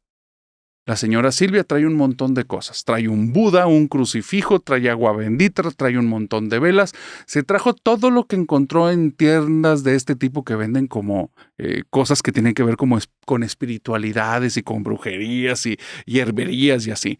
Prende inciensos, prende velas, se pone a hacer oraciones y al final enojada dice, no sé a quién le tengo que rezar para que se larguen de mi casa porque no los quiero y esta casa es mía, no es de ustedes. Y escucha cómo en el piso de arriba algo se empieza a mover. Y escucha respiraciones, pero suenan respiraciones de niños. Envalentonada Silvia cometió el peor error de su vida. Subió las escaleras y se fue a donde estas cosas le estaban llamando. Cuando llega al final de las escaleras, nota algo que nunca le había pasado en esa casa. Y gracias a eso se detuvo. Nunca jamás del segundo piso, ni siquiera en la hora más oscura de la madrugada, se había visto tan oscuro como en ese momento. Era como si un velo negro, como si un manto negro cubriera todo. No se veía nada. Y las luces de las escaleras estaban encendidas. No se veía la pared del segundo piso. Y cuando está viendo eso, siente un miedo enorme y frente a ella se abren unos ojos. Salió de ahí, estaba afuera y le dijo, no puedo volver a entrar ahí. Se mudan. La casa la venden. No querían saber nada más de eso. Cada vez que el esposo iba a esa casa, algo raro ocurría. Las cajas que dejó en la entrada regresaba y ya no estaban ahí. Estaban al pie de la escalera en el segundo piso, como mandándole un mensaje. Jaime recuerda parte de la historia. El resto de la historia se la contaron sus papás ya cuando tuvo más de 20 años. Y lo que tiene muy presente es la cara de su mamá cada vez que le cuenta esas cosas que vivió en la casa. La parte de abajo de su boca empieza a temblar. Y después de eso, ella empieza a tener momentos donde se queda muda. Como si algo le taladrara la cabeza, como si hubiera un miedo tan terrible que verdaderamente adentro de ella tiene que hacer una batalla para poderlo expresar en el mundo real. Y esa fue la casa que casi vuelve loca a la señora Silvia, la mamá de Jaime. ¿Y tú qué crees que era lo que estaba habitando esa casa? ¿Chaneques o demonios?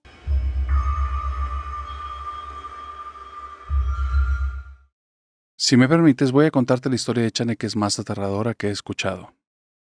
Paco me mandó esta historia. Me cuenta algo que sucedió cuando él apenas era un bebé.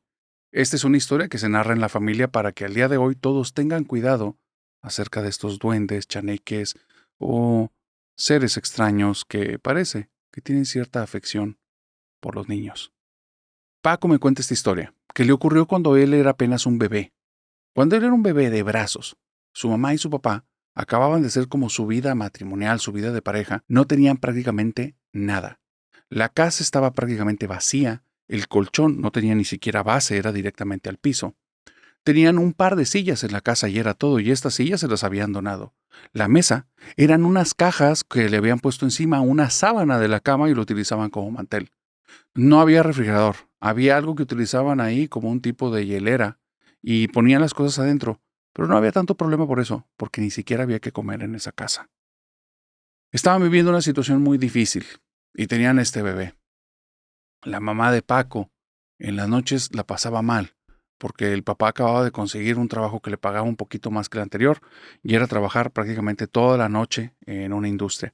A veces terminaba tan cansado que compañeros del lugar, entendiendo la situación que pasaban, lo dejaban estar en la zona de vestidores dormido un tiempo antes de salir. No en el trabajo, después de que terminara el turno, simplemente le daban oportunidad de que no se fuera de la fábrica. Se quedaba dormido ahí y había ocasiones en que el papá de Paco llegaba hasta después de mediodía. Es en este contexto que ocurre lo que estoy a punto de narrarte. Sin deberla ni temerla, sin que antes haya ocurrido nada en este lugar, que ya tienen varios meses viviendo ahí, la mamá de Paco tiene a su bebé, lo pone justo en un extremo del colchón porque ella acostumbraba, para seguridad del bebé, pegar este colchón que está directamente al piso, pegarlo en la esquina del cuarto para que si el bebé rueda o se mueve, que pegue en la pared. Ella se acuesta en el otro extremo del colchón. Es un colchón que no es el tamaño más grande, no es el que le sigue, es uno antes del más pequeño. Pero ella es delgadita y es pequeñita, entonces sí se puede hacer lo suficientemente a la orilla porque le da miedo que al estar tan cansada, si se queda dormida, ruede o dé algún manotazo y lastime al bebé y por inconsciente le pueda hacer daño. Y es en estas circunstancias y en esta situación cuando ella se queda dormida. Y al estar dormida, siente un peso enorme, como si no se pudiera levantar, y empieza a escuchar voces de niño adentro de su casa. Niños diferentes que están hablando en el pasillo y se ríen y es como que entre sueño y realidad al punto que abre los ojos y le viene el sueño tan pesado que se empieza a quedar sumamente dormida. No reacciona, no piensa alguien se metió, estamos en... No pasa nada de eso. Es tan pesado que los párpados se cierran como en automático y se queda profundamente dormida. Cuando los vuelve a abrir luchando como por despertarse y ver qué sucede, ve a 3 niños alrededor de su bebé. Los niños, uno no tiene camisa, el otro tiene unos harapos y el otro la ropa la tiene así como muy, muy extraña, no parece una ropa habitual, pero lo ve y siente que está soñando y los párpados se le cierran como si le colgara algo de ahí y le cargara todo el peso del mundo. No se puede mantener despierta. Se queda profundamente dormida. Pero en el sueño hay voces de niño, hay movimientos, escucha el llanto de un bebé, pero no puede despertarse, pero lo escucha. Y es tanta la angustia que le genera esto, que cuando se levanta cerca de las 10 de la mañana, porque el papá no llegó en toda la noche y no llegaba todavía para ese momento, se levanta casi dando un salto y gritando, «¡Mi hijo, ¿dónde está?». Porque extrañamente, Paco no estaba donde lo había puesto la noche anterior. Cuando voltea y ve, intenta hacer memoria dónde lo dejé, pero al mismo tiempo ya actuando. No hay muchos lugares en esa casa. No hay nada de objetos en esa casa, así es que fue muy rápido entrar en una habitación y la habitación está pelona y va a la zona del baño y no hay nada ahí. ¿Qué hizo? ¿Qué hice? ¿Dónde lo dejaron? ¿Qué pasó? ¿Alguien se metió? Y entonces se encuentra, justo, pegadito a la puerta, al niño envuelto y apretado entre unas sábanas que ni siquiera eran de ella. ¿Qué fue lo que sucedió? ¿Qué eran esas cosas que vio? Cuando contaba la historia, los vecinos decían, no te preocupes, son duendes, pero ten cuidado porque quieren a tu niño.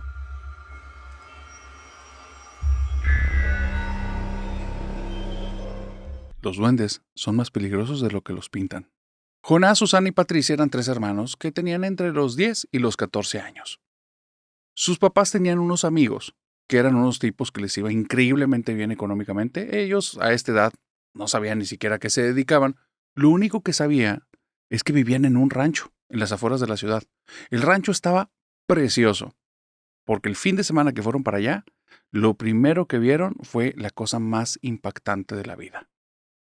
El rancho está casi en la cima de un monte, que detrás de él hay un monte más grande que tal vez es una montaña, y ellos no saben con exactitud ni siquiera dónde están. Y este rancho tiene una barda de madera, y fuera de la barda de madera está llena de sembradíos. ¿Sabrá Dios de qué? Son niños, solo ven plantas más altas que ellos y están fascinados.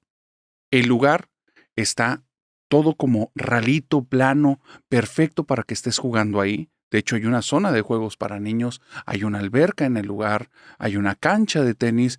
Y lejos de ahí, desde la casa, se logra ver como un barranco y un lago. Pero ese cerca lejos es extraño y vas a darte cuenta por qué. Estos niños en ese lugar hermoso vivieron el fin de semana más aterrador y tal vez mortal que pudieron haber tenido en su vida. El primer día les presentan el lugar y en ese lugar, estando ahí como que viendo las cosas y los sembradíos y las plantas y el tío explicando una que otra cosa, ellos no se quedaron tanto con información, eran las imágenes, era la sensación, el aire se respiraba diferente, el silencio. Era algo que nunca habían experimentado, que el viento sonara tan fuerte y que al mover las plantas generara tantos sonidos. Ellos estaban impactados, maravillados. Sus papás estaban también dándose un deleite. Desconectarse de la ciudad era algo que estaban disfrutando mucho. Y es aquí, en estas circunstancias, cuando ocurre la primera situación tenebrosa que tuvieron el fin de semana. El amigo de los papás, en compañía del hombre, del esposo de esta familia, les dice a los niños, recuérdense las 3 reglas que tenemos aquí. Regla número 1. O bueno, lo que hace que estén estas 3 reglas. Acuérdense siempre, aquí, en este lugar, no hay personas más que nosotros. No hay personas. Y se quedan viendo como, qué extraño. La regla número 1 es que de este lado de la cerca siempre vas a estar seguro. Nunca te cruces la cerca. El segundo, no importa si alguien del otro lado te invita. Si te invita a jugar, si ves un niño o un adulto, recuerda que aquí estamos solos. No le hagas caso. Y vente con nosotros. Y la tercera, si ves a alguien pegado a la reja, no te acerques. Y les voy a dar un piloncito, algo que espero que nunca vayan a necesitar. Si algo llega a pasar, que espero que no, recuérdense que el laguito que ven allá, ¿sí lo ven? Y los niños voltearon diciéndole, sí. Corran a ese lago y no se metan en lo profundo, solo pisen la orilla. Ahí van a estar seguros. Se voltea el señor con una sonrisa macabra y entonces le dice al papá de los niños, que también estaba asustado, ¿a poco no los asusté? Y el señor ya se relajó como, ay carajo, ¿de qué estás hablando? ¿No? Y dice, ¿por qué les dijiste eso al niño? Pues ve, ya tienen sus historias. Le estaba mintiendo, sí tenía razones de decir esas cosas, pero no se las reveló ahí. Los niños empezaron a jugar el segundo día desde muy temprano y andaban de aquí para allá, llevaban un balón, también llevaron como pelotitas para la cancha de tenis, pero los niños no llevaban raquetas para su tamaño y entonces jugaban a aventarse la pelota de un lado a otro y se inventaron sus juegos. Un ratito en la alberca, de repente se quedan dormidos los 3, están fascinados. Es como un campo de juego solo para los 3. Pero llegó un momento, a media tarde, al final niños, que se aburren. No hay más niños con quien jugar. Y hay algo en esas montañas, algo que entiende lo que tienes en tu corazón. Porque, de repente, muy pegadito a la valla, una niña que tenía la cara con muchas pecas, que el cabello lo tenía rojizo, con una sonrisa encantadora, les empezó a hablar cuando estaban alejados de todos los adultos y les dijo, vénganse a jugar, somos muchos, estamos de este lado. Y cuando dijo eso, del otro lado sonaron muchas voces de niños que estaban riéndose. La chica de 14 años, ya desesperada de pasar tanto tiempo con sus hermanos pequeños, y al ver una chica de su edad del otro lado de la valla y escuchar las risas que eran más de su edad, no lo pensó 2 veces y le dijo, díganle a papá que me fui con estos niños. Donde se acercó a la valla, le tocó a la mano a esta niña y soltó un grito al instante. Los niños se fueron corriendo directo con los papás porque lo que vieron fue que esa niña, al tomarle la mano, se la apretó y la jaló, y de alguna manera se la llevó entre los barrotes. Y empezó a correr y nada más vieron cómo las hojas se estaban moviendo y la niña iba gritando todo a lo largo. Pero parecía que los adultos nunca la escucharon porque ellos seguían en su plática. Cuando los niños llegaron corriendo y llorando y gritando les decían, una niña se llevó a Susana, mamá, una niña se llevó a Susana. El dueño de la casa se pone de pie, le habla al muchacho y le habla al señor. Le dice, síganme. Y va caminando hacia la casa y el señor le dice, mi niña, espérate, no le va a pasar nada. Si sigue las instrucciones que le dije, no le va a pasar nada. Ven detrás de mí, necesitamos hacer algo. Y entonces vienen caminando hacia la casa, abre la puerta y ven algo que no había notado antes, que era muy obvio, muy evidente, pero eran tantas las maravillas del lugar que no habían visto. Y es que había 3 escopetas, una arriba de la otra, justo en la entrada. Y va caminando directo hacia ellas y el señor se asusta. Entonces, si mi niña realmente está en peligro, y ve que en lugar de llegar a las escopetas, abajo hay un tipo de taburete y debajo hay un saco. Y él solo se agarra por el saco. Y entonces le señala y dice, ¿no vas a agarrar una de esas? No, le respondió, esas nada más sirven con humanos. Y entonces agarró el saquito y le dice, espérame tantito, ahorita lo vamos a rescatar a tu nena. Se fue caminando adentro, regresa y ese saquito saca de adentro un saco más pequeño, se lo da a él, otro al niño, y dice, no lo suelten, lo van a tener que traer todo el tiempo, yo voy a traer el mío, yo les voy a decir qué hacer con esto. Y entonces cuando lo tienen dicen, ábranlo, y les empieza a poner sal adentro de los sacos. Y después de ponerle sal, les avienta dulces y otra vez sal, y lo cierra. No entienden qué está pasando, el señor cree que está hablando con un loco y le dice, si quieres que tu niña esté bien, tienes que hacer lo que te diga. Se van a la camioneta, aceleran una camioneta que era la del dueño de la casa, se para cerca de donde está la dueña de la casa, la esposa y la otra hija que estaba allá adentro. Todas están paniqueadas excepto la dueña de la casa y le dice, tú ya sabes qué decirles, no se vayan a salir de la cerca, aquí están protegidas. Y se van en la camioneta. Cuando se van en la camioneta, toman un rumbo totalmente diferente al que se habían llevado a la niña. Y entonces el papá de Susana le dice, ¿pero a dónde vamos? Mi niña se la llevaron, van a la barranca, son los duendes de la barranca, vamos para allá, no te preocupes. Dice, pero la barranca está a 10, 15 kilómetros, está a 18, los tengo contados, no te preocupes, vamos a llegar en 15 minutos, ahí va a estar tu niña. Si siguió mis instrucciones, la vamos a encontrar en el lago. Cuando llegan a la barranca, hay un momento en el que ya la camioneta no puede andar porque prácticamente es como rapelear. Entonces llega un punto en el que dice, yo les digo por dónde bajar, conozco el camino. Y al ir a pie, a mitad de la bajada, escuchan los gritos de Susana, que les está pidiendo auxilio. Y está gritando, papá, papá. Y el señor, el dueño de la casa, le dice, no te muevas de ahí, hija, no te muevas, estás bien, no te va a pasar nada, no te muevas. El papá y el niño están atónitos, no entienden nada de lo que está pasando. Llegan caminando a esta parte del lago, la niña está prácticamente con los pies metidos en el agua, tiene moretones, está sangrando, parte de la ropa está rota y tiene mucho miedo y está llore y le dice, quédate ahí, mija, quédate ahí, espérame que termine y ya nos vamos. Este sujeto sigue caminando y se ve como el inicio de una cueva y hay un tipo como de vía de tren pequeñita. Voltea con las personas que están ahí, el papá, el niño y la niña, espérenme aquí. Camina hacia esa cueva, agarra su saquito y lo avienta hacia adentro y dice, esto es porque nos hicieron daño. Regresa, se le pide al Señor su saco y lo arroja. Dice, esto es para que no me estén molestando. Después va con el niño y lo toma y lo avienta. Y eso es porque se metieron con gente buena. Se regresa, va con ellos y les dice, ya nos podemos ir, ya no nos van a molestar, no por unos días. Comienzan a andar rumbo al rancho y nada más les explica, los duendes de la barranca no les gustan la sal y que les arruine sus dulces es algo que odian, pero la sal los quema. Se van a quemar porque se los van a comer. No te preocupes, no les va a pasar nada a tus niños. Odian el agua, no se acercan al lago, por eso les dije que iban a estar a salvo. Y volteó con el niño y le dice, ¿te acuerdas de la niña pelirroja, la que se la llevó?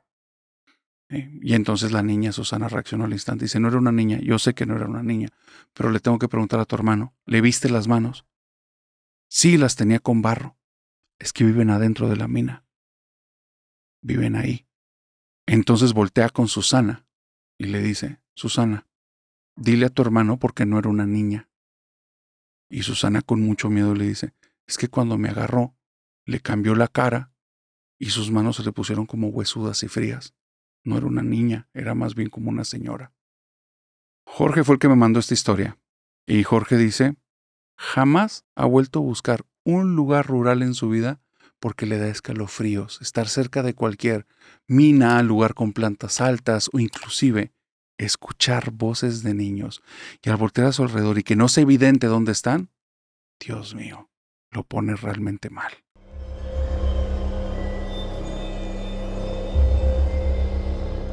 Voy a contarte una de las historias más macabras y crueles que he escuchado acerca de pactos con el diablo. En la familia Cortés todos conocen la historia del tío Alberto. El tío Alberto nació por allá de los años 50. Él fue el cuarto de 7 hermanos. En ese tiempo se estilaba tener familias muy grandes. Y el tío Alberto fue un niño que desde muy pequeño los papás se dieron cuenta que él le gustaba la música. Porque cuando era bebé y escuchaba música, empezaba luego a moverse. A veces sin ritmo, a veces con ritmo, pero era un momento en el que todos se reían. Y se reían en momentos difíciles porque era una familia como muchas de ese tiempo y muchas de ese tamaño que estaban viviendo situaciones económicas muy difíciles. En esta casa ni siquiera había colchones. Eran muchos y todos dormían en el piso. Había una silla que se compartían de repente los hermanos los más pequeños para poder comer. Papá a veces prefería comer parado para poderles dar ahí su espacio a los niños. La mamá se encargaba de hacer la comida, pero eran tantos que por más que se esforzaba, nunca alcanzaban. Y ahí era normal que a veces tu cena era ver comer al otro porque no te alcanzaba. Como no se ponían a calcular la servida y no estás pensando en platos vastos. Todos llevaban poquito, pero ni así alcanzaba para todos.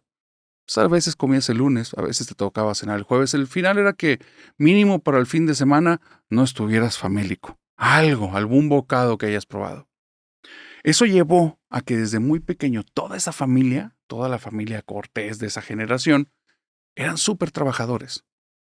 Alberto no era la excepción, al contrario, era el más movido de todos. Él como que llevaba la música por dentro, porque el muchacho iba de repente a una tienda y salía con un bloque de hielo y empezaba a repartir por las casas. Después se iba a alguna plaza y empezaba a decirle a una y otra persona que les boleaba los zapatos. Pobre muchacho, ni siquiera tenía con qué bolear. Sacaba un trapito y les limpiaba ahí y las personas les daban unos centavos, porque veían las buenas intenciones o la necesidad que tenía. Alberto no tenía manera de juntar dinero con esto, porque él quería algo. Ese gusto que tenía por la música, ya a sus 8 años ya era claro. Era la guitarra lo que le gustaba. Cuando escuchaba a algún músico que se sentaba con una guitarra, no, se quedaba ido. Si estaba limpiando los zapatos y llegaba algún músico ambulante allá a la plaza, dejaba a las personas a medias porque se desconectaba. Y también, cuando empezaba a ir con el hielo se empezaba a derretir si alguna casa tenía algún radio, porque él se quedaba escuchando las melodías y le encantaban. Llevaba la música por dentro. Él quería ahorrar porque cerca de 1 o 2 semanas atrás de la situación que te voy a contar, fue con su hermano a una tienda que estaba por ahí de artículos de segunda. A ellos no les alcanzaba para nada comprar algo que fuera recién salido de la tienda. Necesitaban cosas usadas. Y aparte era más difícil porque si los papás se llegaban a dar cuenta que no les entregaban todo lo que habían trabajado en el día, porque al final era para todos, no, la que te iba, hermano. Entonces, él tenía un sueño, pero de cierta manera Alberto sabía que no se iba a cumplir. El problema fue esa maldita tienda. Cuando entró a esa tienda de segunda con su hermano mayor, que no iban a comprar nada, iban a ver.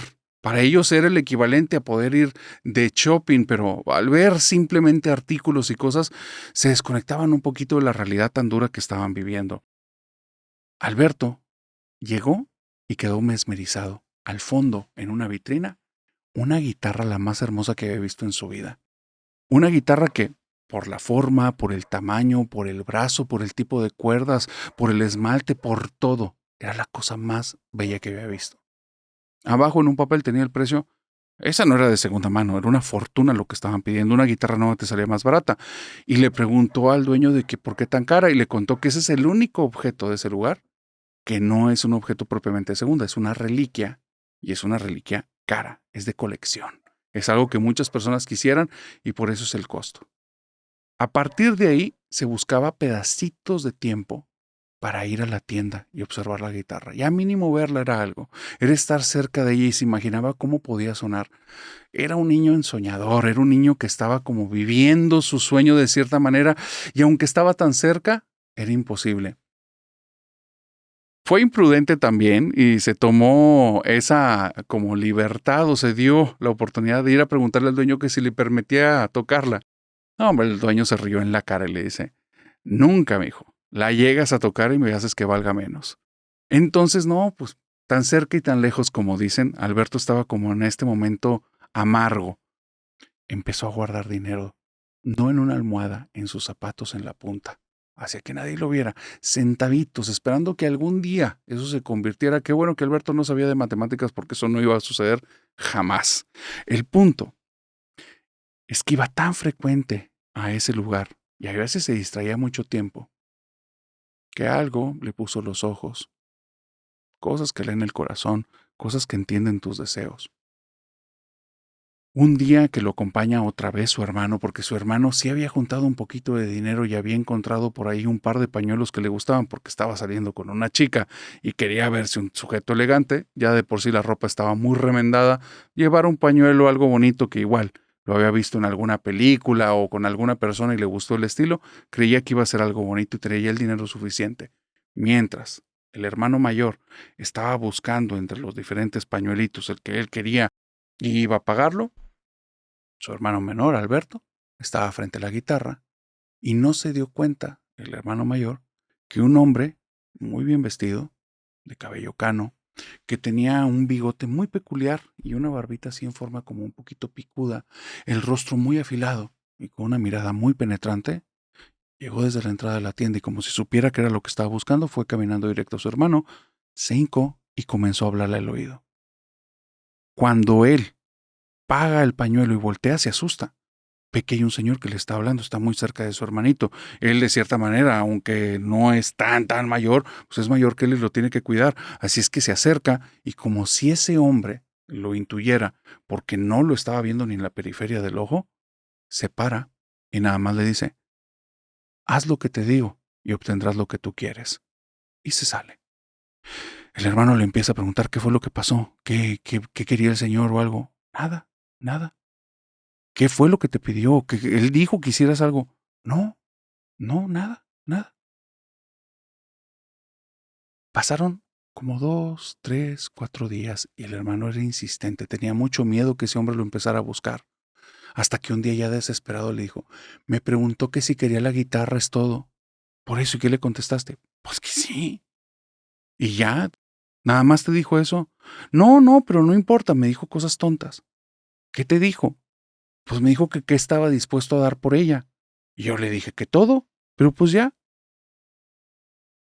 Y en eso se paró, pero espérate, no, porque te dijo que si hacías lo que te dijo, ibas a tener la guitarra. Dice, es que me preguntó que si estaba dispuesto a darle el alma al diablo por la guitarra. Y yo le pregunté que qué es el alma. Y me dijo algo que ni ves ni sientes, pero tienes allá adentro. Y nada más le pregunté que si me iba a doler. Me dijo que no, y le dije, entonces sí. ¿Y entonces? ¿Por qué te dice que hagas lo que él te dijo? Porque me dijo que si durante 5 noches seguidas yo me iba a la ventana cuando todos estuvieran dormidos, la abría y me hincaba a rezarle para que se la llevara y me diera mi guitarra, me la iba a conceder. Dice, y luego, hoy es la quinta. Vamos a ver si mañana me da la guitarra. Esa noche el hermano estaba muy preocupado. Él había escuchado hablar del diablo porque su abuela decía que los diablos y que bla, bla, bla, pero no sabía exactamente a qué se refería. Del alma, pues en la iglesia, pero tampoco entendía mucho de eso. Pero hay una situación y parece que a veces ciertas cosas, ciertos engranajes se mueven. Porque ese día, cuando debía de estar en la casa, se quedó muy tarde, muy tarde, pasada la madrugada, con la chica que le gustaba. Iba con su pañuelito. Cuando él regresó, cerca de las 4 o 5 de la mañana, porque tardó mucho en llegar a su casa, me encontró a Alberto hincado frente a la ventana, sin vida. El niño, de alguna manera, con los ojos abiertos, algo le había pasado en la noche, porque simplemente el corazón ya no le latía, no había nada que hacer. La familia no tenía manera de pagar nada. Y de manera extraña, cuando lo llevaron al doctor, le dijo que alguien había pagado la cuestión del velorio y pudieron enterrarlo en un panteón. Él estaba destruido, no fue, no acompañó a nadie, la familia no se preguntó muchas cosas, el duelo era más que suficiente, algún familiar por ahí que le fue bien o que tuvo corazón o algún vecino, ¿qué importa? El punto es que el niño pues ya va a descansar en paz. Y el hermano mayor de Alberto fue a la semana al panteón. Arriba de la tumba, la guitarra, intacta, preciosa, ahí, esperando. Y jura y perjura que escuchó a su hermano cantar entre las tumbas del lugar.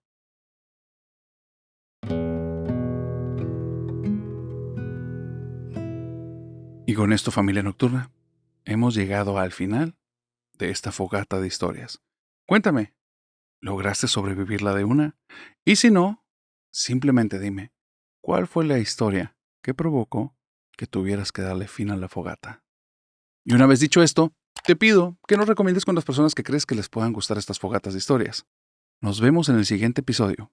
Te deseo una bonita noche y que tengas dulces pesadillas. Bye bye.